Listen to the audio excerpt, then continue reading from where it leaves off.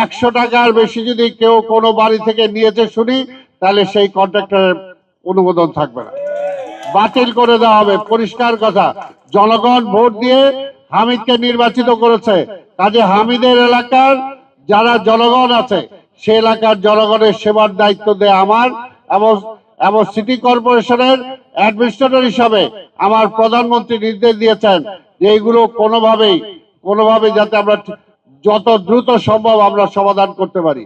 মশক নিধন প্রোগ্রাম করতে হবে, আর মশার জন্য প্রত্যেকটা বাড়ি ঘর নিজেরা পরিষ্কার রাখতে হবে। এই এলাকা পুরা এই নির্বাচনী এলাকাটা বেশিরভাগই হলো মার্কেট ব্যবসায়ীরা, কাজে মার্কেটে যারা আছেন তাদেরকেও বলবো যে আপনারা মার্কেট করে সারাদিন সারা রাত করলেন, যাওয়ার সময় সব আবর্জনাগুলো দোকানের বাইরে ফেলে গেলেন, এটা তো হবে না।